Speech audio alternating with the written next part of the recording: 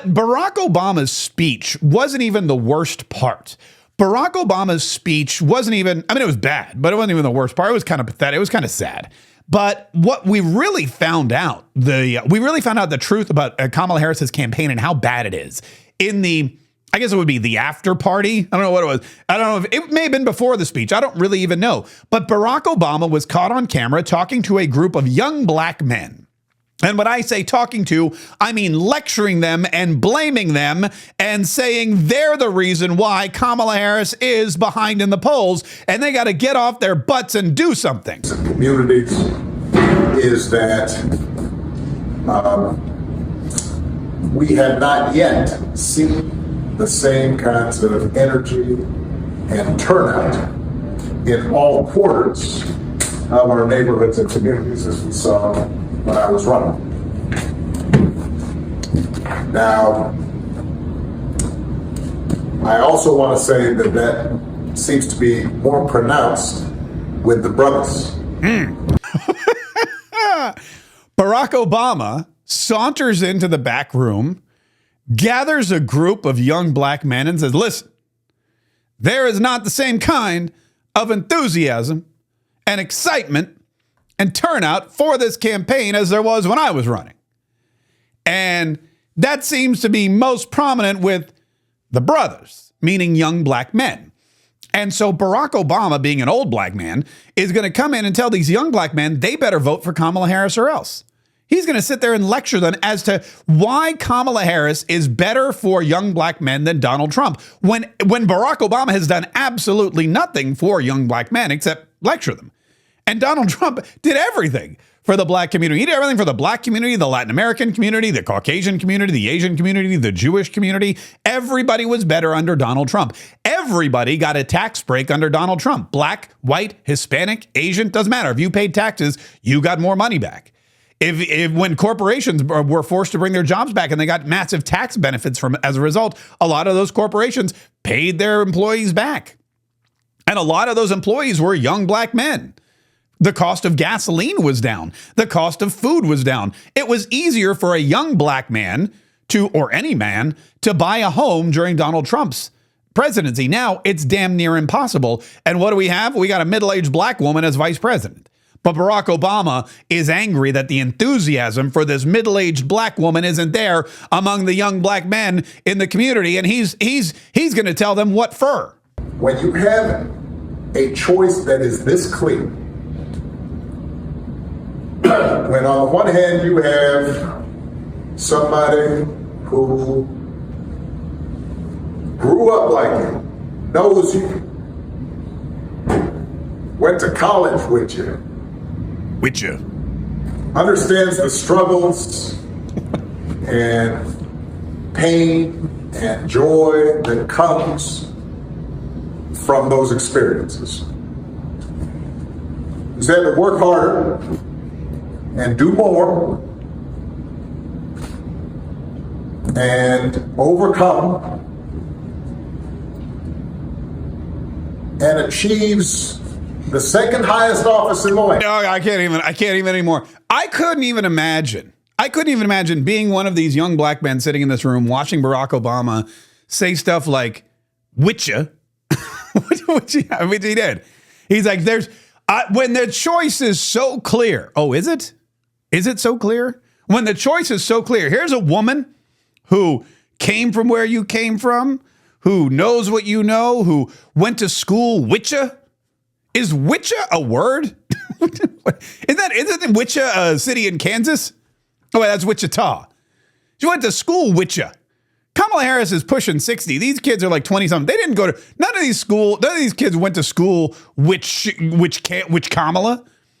I mean, it's so pathetic and it's so insulting. And I would get up and I'd be like, dude, what are you even talking about? Kamala Harris is not like me. In fact, I'll be honest with you. I don't know why you have to vote for somebody who's like you. There's nobody like me currently running. There's nobody that grew up like me currently running. I was born in Canada. I moved to the United States when I was 8 years old. My parents got divorced when I was 10. My father moved away to do work. And when I was 16, I basically lived by myself. I'm Catholic. You know, all of these. It's crazy. If I was like, you know what? Kamala Harris is not like me. Donald Trump's not like me either. I grew up in the South. He grew up in the North. I grew up, he grew up filthy rich. We're not the same person. Am I just supposed to sit out the election? Who you can relate with personally or whose life most mirrors yours doesn't make a rat's patootie worth of difference as to who you should vote for. If she went to school with you, doesn't mean she'd be a great president. You know how many people I went to school with, either high school or college, that I would turn around and say that person would be a great president? Zero. There's not one person in my high school who I would vote for president. There's not one person that I knew from college that I would vote for president because I went to NYU and they're probably a liberal. It's this identity politics that Barack Obama is trying to just ingrain, and it's so sad and it's so pathetic and it's so desperate and it's so hopeless because these young black men know the difference. They know what's going on. They know the cost of gas. They know the cost of food. They know the cost of diapers. They know how difficult it is to find a job, how to get a raise, to buy a home, to refinance a home. They know how horrible it is out there and how it's not getting better. And they see the crime in their areas. They see that Kamala Harris doesn't care that illegal immigrants are bringing in crime and drugs to their neighborhood and homelessness. They don't care. Kamala doesn't care. Joe Biden doesn't care. Barack Hussein Obama doesn't care. He's flying back to Martha's Vineyard in like 20 minutes. Listen, kids, I'm going to sit here and lecture you about how because you're black, you got to support the black candidate no matter what. And then I'm going to get back in my private plane and fly out to Martha's Vineyard and hang out with my wife and my $15 million complex that Netflix paid for because I created some crappy movies for them. That's what we're doing. And it is sad and it's pathetic and it's really insulting. And if I were one of those black men, I'd be insulted. In fact, people were insulted. And in just a minute, I'm going to share with you some of those people that were really insulted. But first, we've partnered with Gundry MD to bring you this very important information. Would you believe me if I told you that right now in your pantry or sitting on your countertop by your stove was one of the healthiest foods on the planet? It's true. And it's not one of those weird superfoods either. It's olive oil. You're probably used to cooking with it, but there are countless ways to use olive oil to help yourself look and feel younger. For example, olive oil is a natural way to achieve a more youthful appearance. And not just younger on the outside, it's a fantastic tool for your insides as well. Dr. Stephen Gundry, a famous cardiothoracic surgeon and nutrition expert, says you should get as much high-quality olive oil into your daily routine as possible, whether it's taking a shot of it daily or keeping a bottle in your bathroom medicine cabinet. But what kind of olive oil is best for your health? Well, some olive oil can give you some benefits, but if you're looking for the best results, it matters a lot which one you pick. And the olive oil industry is huge. That's why Dr. Gundry realized that he needed to find the perfect olive oil, the one that is so powerful, it may only take a few tablespoons a week for you to see incredible health benefits. In an effort to answer that question and get you the olive oil that you want, he's created a video that tells you everything you need to know. GetOlive1.com/MK. Or just click the link in the description below because I made it easy for you. GetOlive1.com/MK to watch this video. People who have taken his advice have shared their results with him, saying the olive oil they bought after learning his simple rules has helped change their lives. Go to GetOlive1.com/MK or click the link in the description of the video below. Listen to CNN report on how bad this Barack Obama speech and subsequent backroom lecture actually is for the Kamala Harris campaign. They need to appeal to the needs of the voters. And so when I was a delegate for President Obama in both of his elections in Ohio, right now the vice president is down 11 points in Ohio, even though I fully expect President Trump to take Ohio as he did twice, but to be down 11 points compared to President Biden, that is a problem. But this other issue I want to bring up is a problem too. Why are black men being lectured to?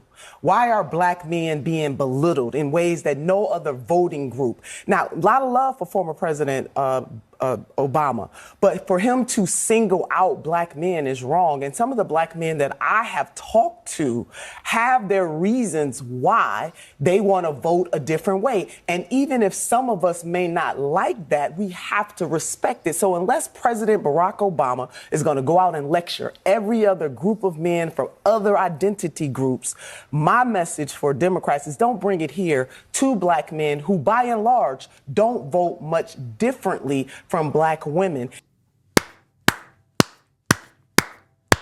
Why are you lecturing black men, thinking that's going to bring them back to the party? The reason they left the party is because of you. Because you lectured them, because you told them that they had to vote for you because you looked like them, because they told you that they had to vote for you because they came from where you are, because they gave you cell phones, whatever ridiculous reason is, they told you that if you vote for, oh, we all remember Joe Biden, if you vote for Donald Trump, you ain't black. If you have a problem figuring out whether you're for me or Trump, and you ain't black. And they're still, that's the same message. Barack Obama is delivering the same message. He's saying the choice is clear. She comes from your neighborhood. She went to school with ya. Why you got to vote for her? If you don't vote for her, you didn't come from her neighborhood. You didn't go to school with her. You ain't black. If you have a problem figuring out whether you're for me or Trump, and you ain't black. That's the exact same message in a different package. And it's not going to work. And in fact, as we can see on CNN, black voters don't like to be blamed. You know who you want to blame? Blame the party. Blame the Democrats. Blame Barack Obama. Blame Hillary Clinton. Blame Joe Biden. Blame Kamala Harris. Kamala Harris did nothing for 4 years. And she sat back and she watched as Joe Biden ruined this country, as the borders were flown wide open. And as immigrants were flown over the border into our country, as the economy suffered greatly, as inflation skyrocketed, as jobs disappeared, all of this stuff that happened under her watch. She did none of this. She sat back and did nothing. And now voters are saying, look, Donald Trump at least did something. Donald Trump has a plan. Donald Trump has experience. Donald Trump is going to take off the tax on tips. Donald Trump is going to, now he says he wants to take off taxes on car loans. Donald Trump wants to take off taxes on Social Security. Donald Trump knows that the way to strengthen the economy is to put more money in your pocket and in my pocket. Why? Because we're going to spend that money. He knows we're not going to save it. This is economics 101. If you want a strong economy, you got to give people money to spend because they're going to spend it. Nobody saves money. They go out and they buy cell phones, and they go out and they buy expensive coffees, and they put a down payment on a new car. And that's all great because that creates more jobs. It creates more wealth. And when you have more jobs, you have more people paying taxes to the federal government. When you have more taxes being paid to the federal government, guess what? The government gets more money without raising taxes, so they can then lower everyone's taxes. It's a no-brainer. It's the basic system of government. It's how economics works. You have to get money back into people's pockets. That's why Donald Trump is slashing taxes on everything. Kamala Harris and Barack Obama and Joe Biden, they just jacked up your taxes because they didn't believe that you knew how to spend your money appropriately. And then they spent it on stuff that you didn't want it spent on, like housing illegal immigrants in luxury New York hotels and sending money to Ukraine so they could buy Ferraris and rent villas in the south of Spain. And now they're shocked. They're shocked and appalled that black men aren't voting for them. What is wrong with you? It's crazy. I am shocked. I am shocked that after we've made it so much harder for black men to survive in this country, that they don't want to vote us into office for 4 more years. What's wrong with you?